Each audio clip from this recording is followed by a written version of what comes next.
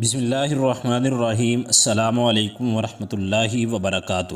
ہم نے اپنے ناظرین کے لیے سیرت النبی صلی اللہ علیہ وسلم کا سلسلہ شروع کر رکھا ہے۔ اسی سلسلے کی قسط نمبر 7 پیش خدمت ہے۔ جب حضرت ابراہیم علیہ السلام نے حضرت اسماعیل علیہ السلام کے ساتھ مل کر خانہ کعبہ کی تعمیر کی تو آپ کی تبلیغ سے قبائل جرہم نے دین ابراہیمی قبول کر لیا اور اللہ کو ایک خدا مان لیا۔ حضرت ابراہیم علیہ السلام کے بعد حضرت اسماعیل علیہ السلام کے اثر سے بعد میں مکہ میں آباد ہونے والے بھی دین حنیف یعنی حضرت ابراہیم علیہ السلام کا دین قبول کرتے رہے۔ تب آل اسماعیل سمیت تمام قبائل مکہ صرف ایک واحد خدا کی عبادت کے قائل تھے اور خانہ کعبہ کا تقدس پوری طرح سے قائم تھا۔ لیکن جب حضرت اسماعیل علیہ السلام کی وفات کے بعد پھر کوئی نبی اہل مکہ کی رہنمائی کے لیے مبعوث نہ ہوا تو آہستہ آہستہ ان میں شرک و گمراہی پھیلنے لگی۔ پچھلی ایک قسط میں ذکر کیا گیا کہ جب مکہ پر قبیلہ ایاد اور بنو خزاعہ یکے بعد دیگرے حملہ آور ہوئے تو بنو اسماعیل کے کئی قبائل کو مکہ چھوڑنا بھی پڑا۔ تب یہ لوگ برکت کی غرض سے کعبہ کا ایک پتھر بھی اپنے ساتھ لے گئے۔ کعبہ سے نسبت کی وجہ سے وہ اس کی بہت تعظیم کرنے لگے۔ اس تعظیم کا اثر یہ ہوا کہ آہستہ آہستہ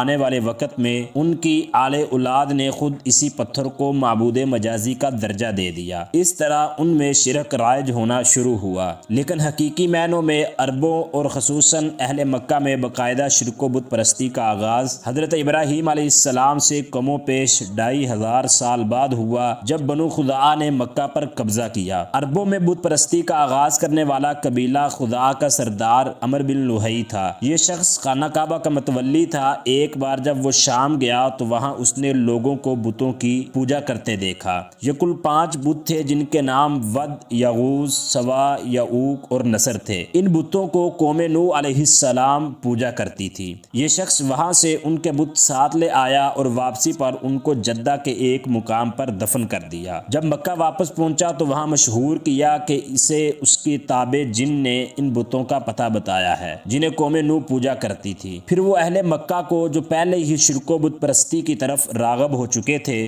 ساتھ لے کر جدہ پہنچا اور وہاں سے وہ بت زمین کھود کر نکال لیے اور انہیں مکہ لا کر خانہ کعبہ میں رکھ دیا، جہاں تعظیم کے نام پر ان بتوں کی عبادت شروع ہو گئی اور ان بتوں کو مختلف خدائی صفات کا مالک تصور کیا جانے لگا۔ آہستہ آہستہ اہل مکہ خود نئے نئے بتوں کو ڈھالنے لگے اور تب بہت سے ایسے بت بنائے گئے جنہیں آنے والے دور میں مشرکین عرب میں بے پناہ اہمیت حاصل ہوئی۔ چونکہ کعبہ کی وجہ سے مکہ پورے جزیرہ نما عرب کا مرکز تھا تو جب باہر سے مختلف قبائل کے لوگ حج کے دنوں میں مکہ آتے تو وہاں ان بتوں کی عبادت ہوتے دیکھ کر واپسی پر ان بتوں کی شبیہیں بنوا کر ساتھ لے جاتے اور اپنے علاقے میں ان کو نصب کر کے ان کی پوجا شروع کر دیتے۔